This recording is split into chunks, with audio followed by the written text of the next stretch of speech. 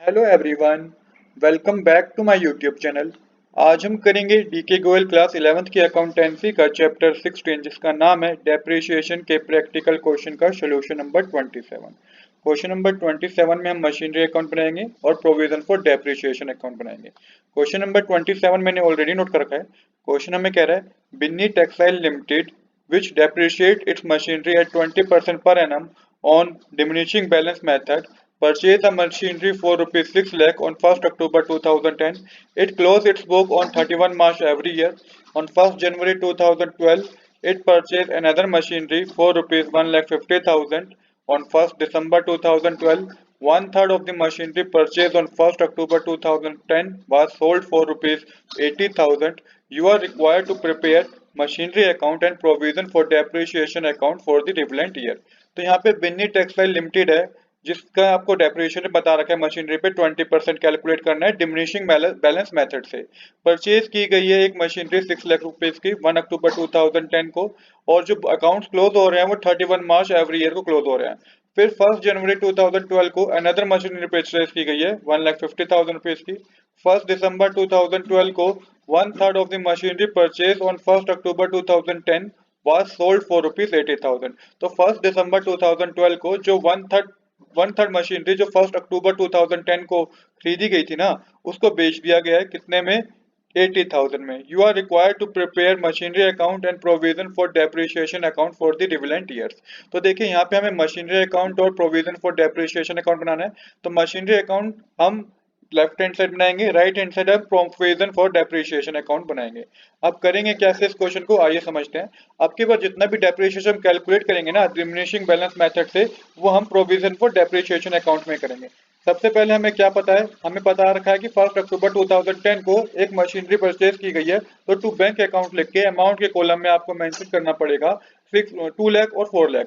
यहाँ पे हमने 2 लाख और 4 लाख क्यों मेंशन किया, मशीनरी 1 और मशीनरी 2 मेंशन क्यों किया? देखिए क्वेश्चन में तो हमें ये बता रखा है कि परचेज की गई है एक मशीनरी 6 लाख रुपीज की। तो यहाँ पे तो एक मशीनरी परचेज की गई है, पर जबकि मैं सॉल्यूशन कर रहा हूँ तो मैंने मशीनरी 1 और मशीनरी 2 लिख के 2 लाख फर्स्ट मशीनरी में अमाउंट लिखा है और सेकंड मशीनरी में 4 लाख अमाउंट लिखा है। ऐसा मैंने क्यों करा है? ऐसा मैंने इसलिए करा है क्योंकि 1 दिसंबर 2012 को ये बता रखा है कि one third of the machinery purchase on 1 October 2010 was sold for rupees 80,000। तो वन थर्ड मशीनरी जो थी ना, वन थर्ड हिस्सा मशीनरी का जो कि 1 अक्टूबर 2010 को परचेज किया गया था उसको बेच दिया गया है। उसको बेच दिया गया कितने में? उसको 80,000 रुपीज में बेच दिया गया। तो वन थर्ड हिस्सा कितना होगा? वो 2 लाख रुपीज होगा। अगर 3 लाख मल्टीप्लाई 1 अपॉन थर्ड करेंगे तो 2 लाख होगा, मशीनरी 1 होगी और मशीनरी 2 जो होगी वो 4 लाख रुपीज होगी। अमाउंट के कॉलम में आपको 6 लाख रुपीज मेंशन करना है टोटल अमाउंट के कॉलम में। अब आगे आपको क्या करना है? अब देखिए यहाँ पे तो आपने ये बता दिया कि 1 अक्टूबर 2010 को टोटल दोनों मशीनरी हमने यहाँ पे मेंशन कर दिया। हालांकि एक मशीनरी मैंने बताया कि मशीनरी 1 और मशीनरी 2 हमने क्यों मेंशन किया। अब डेप्रिसिएशन कैलकुलेट होना है।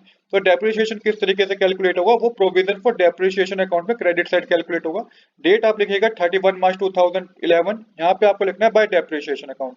अब मशीनरी 1 और मशीनरी 2 पे दोनों पे डेप्रिसिएशन लगेगा, 6 मंथ के लिए डेप्रिसिएशन लगेगा क्योंकि 1 अक्टूबर 2010 से लेके 31 मार्च 2011 तक 6 मंथ ही होते हैं। तो मशीनरी 1 पे जब डेप्रिसिएशन लगेगा तो 20,000 का होगा और मशीनरी 2 पे जो डेप्रिसिएशन लगेगा वो 40,000 का होगा।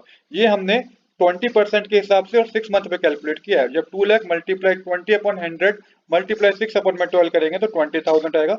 सेम इसी तरीके से 4 लाख मल्टीप्लाई 20 अपॉन में 100 मल्टीप्लाई 6 अपॉन में 12 करेंगे तो 40,000 आएगा। टोटल अमाउंट के कॉलम में 60,000 आएगा। अब यहाँ पे debit side he provision for depreciation account में आपको 31 मार्च 2011 लिख के टू बैलेंस कैरी डाउन करके 60,000 मेंशन करना है। डेबिट और क्रेडिट साइड हमारी यहाँ पे क्या हो जाएगी? इक्वल हो जाएगी।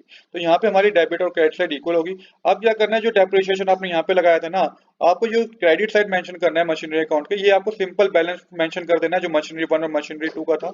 31 मार्च 2011 लिख के मेंशन करना है बाय बैलेंस कैरी डाउन और मशीनरी 1 मशीनरी 2 लिख के सेम अमाउंट मेंशन कीजिएगा 6 लाख रुपीज और यहाँ पे आपके टोटल डेबिट और क्रेडिट साइड इक्वल हो जाएगी।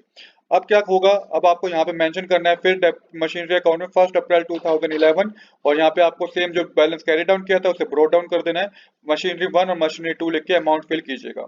अब यहाँ पे आगे बता रखा है कि एक नई मशीनरी भी परचेज की गई है 1 जनवरी 2012 को। तो 1 जनवरी 2012 को एक नई मशीनरी परचेज की गई है जो कि 1,50,000 की है। तो अभी हम कौन सी ईयर पे है? अभी हम 1 अप्रैल 2011 पे है, बट यहाँ पे आप देखेंगे कि 1 जनवरी 2012 भी आपको इस यहीं पे लिखना है, क्योंकि हमारा फाइनेंशियल ईयर जो है 1 अप्रैल से 31 मार्च 2012 तक है। तो यहाँ पे आपको मेंशन करना है 1 जनवरी 2012 लिख के टू बैंक अकाउंट लिखिएगा, और मशीनरी 3 में आपको अमाउंट मेंशन करना है 1,50,000 रुपीज का। अब हम क्या करेंगे, प्रोविजन फॉर डेप्रिसिएशन अकाउंट में आपको क्रेडिट साइड मेंशन करना है 1 अप्रैल 2011। यहाँ पे आपको मेंशन करना है बाय बैलेंस ब्रोट डाउन, जो बैलेंस कैरी डाउन किया था इसे ब्रोट डाउन कीजिए, अमाउंट के कॉलम में 60,000 लिखिएगा। इसके बाद आपको डेप्रिसिएशन कैलकुलेट करना है। इस बार 3 मशीनरी पे डेप्रिसिएशन कैलकुलेट किया जाएगा, तो बाय डेप्रिसिएशन अकाउंट लिख के मशीनरी 1 और मशीनरी 2 मशीनरी 3 मेंशन कीजिएगा। हालांकि क्वेश्चन में बता रखा है कि डिमिनिशिंग बैलेंस का मेथड का आपको यूज करना है, तो आपको करना कैसे है, डिमिनिशिंग बैलेंस मेथड में आपको जो डेप्रिसिएशन कैलकुलेट किया था फर्स्ट मशीनरी पे 20,000 रुपीज, इसको 2 लाख में से माइनस करना होगा, तो 1,80,000 रुपीज आएगा। 1,80,000 पे आपको डेप्रिसिएशन कैलकुलेट करना है 20% का। इस बार कोई मंथ कैलकुलेट नहीं होंगे, क्योंकि 1 मार्च से 31 मार्च पूरा आपके 12 मंथ होते हैं। तो जब आप 1,80,000 मल्टीप्लाई 20% कैलकुलेट करेंगे तो 36,000 आएगा। सेम इसी तरीके से 4 लाख माइनस करेंगे 40,000, 4 लाख में से 40,000 माइनस करेंगे तो 3,60,000 आएगा, जिसका 20% कैलकुलेट करेंगे तो 72,000 आएगा।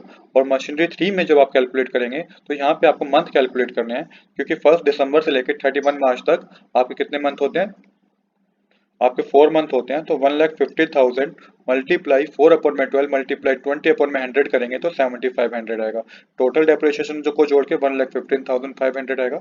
अब आपको यहाँ पे डेबिट साइड मेंशन करना है 31 मार्च 2012 लिख के टू बैलेंस कैरी डाउन, और अमाउंट के कॉलम में 1,75,500 मेंशन करना है। यहाँ पे आपकी डेबिट साइड और क्रेडिट साइड क्या हो जाएगी, इक्वल हो जाएगी।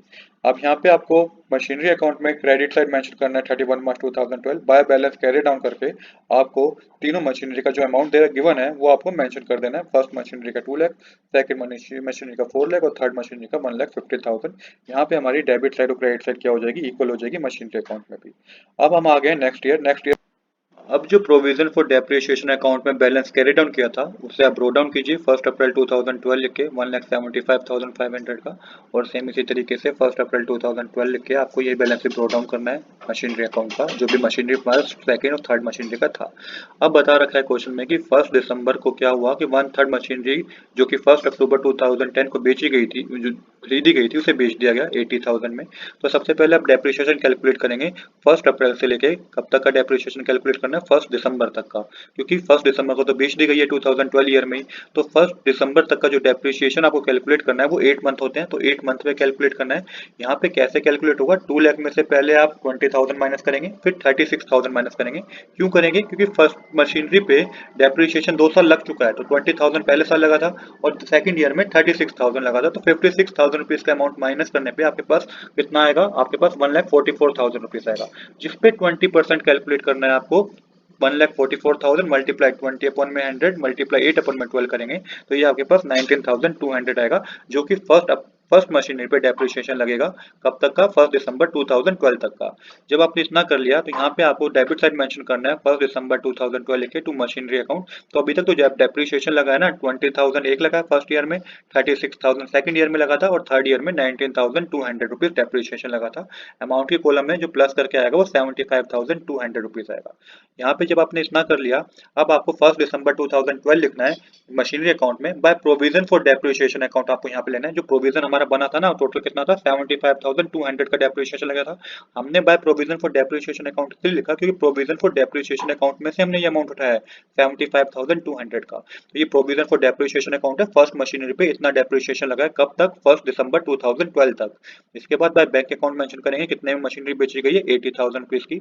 आप देखिए मशीनरी 1 की जो कॉस्ट है वो 2 लाख रुपीज है, 75,200 प्रोविजन फॉर डेप्रिसिएशन है। बैंक पैसा हमारे पास जो आया वो 80,000 रुपीज आया है। इन दोनों को प्लस करके 2 लाख में से माइनस करेंगे तो आपको लॉस पता चलेगा कि कितना बिजनेस को लॉस हुआ है। बिजनेस को लॉस हुआ है 44,800 रुपीज का। जब आप माइनस कर देंगे 2 लाख माइनस 75,000 माइनस 80,000 करेंगे तो ये 44,800 का आपको क्या होगा, लॉस पता चलेगा कि लॉस हुआ है 44,800 का। जब आपको लॉस पता चल गया, क्योंकि क्वेश्चन में हमें ये पता करना था कि लॉस कितना हुआ फर्स्ट मशीनरी को बेचने के लिए, तो 44,800 का लॉस हुआ है। अब क्या करना है आपको, 31 मार्च 2013 लिख के मशीनरी 2 और मशीनरी 3 पे आपको डेप्रिसिएशन कैलकुलेट करना है। अब आपको डेप्रिसिएशन कैलकुलेट करना है तो प्रोविजन फॉर डेप्रिसिएशन अकाउंट में 31 मार्च 2013 लिख के मेंशन कीजिएगा बाय डेप्रिसिएशन अकाउंट। आपके पास डेप्रिसिएशन मशीनरी नंबर सेकंड और मशीन नंबर 3 पे आपको कैलकुलेट करना है। तो जो डेप्रिसिएशन आएगा सेकंड मशीनरी पे 57,600 आएगा, थर्ड मशीनरी पे 28,500 आएगा। कैसे आया, आपको 4 लाख में से माइनस करना है फर्स्ट ईयर और सेकंड ईयर का डेप्रिसिएशन जो कि 40,000 और 72,000 था, वो माइनस करके जो अमाउंट आएगा उस पर 20% कैलकुलेट कीजिएगा। और थर्ड मशीन पे 7500 माइनस करेंगे जो कि हमारा सेकंड ईयर में कैलकुलेट हुआ था, 1,50,000 में से 7500 माइनस करेंगे तो 20 जो भी अमाउंट आएगा माइनस करके उस पर 20% कैलकुलेट करने से 28,500 आएगा। यहाँ पे अमाउंट के कॉलम में आपका 86,100 आ जाएगा।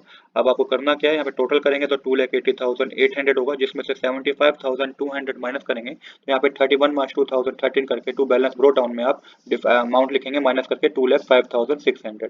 यहाँ पे आपकी डेबिट साइड और credit side provision for depreciation account की इक्वल हो जाएगी। अब यहाँ पे 31 मार्च 2013 लिख के बाय बैलेंस कैरी डाउन करके आपको सेकंड और थर्ड मशीनरी का जो अमाउंट है 4 लाख और 1,50,000 यही मेंशन करना है, 5,50,000 आएगा। यहाँ पे भी आपकी डेबिट साइड और क्रेडिट साइड क्या हो जाएगी, इक्वल हो जाएगी। तो इस क्वेश्चन में हमें इतना ही करना था। आज के लिए इतना ही। I hope you like this video. If you like this video please do subscribe this channel. Thanks for watching.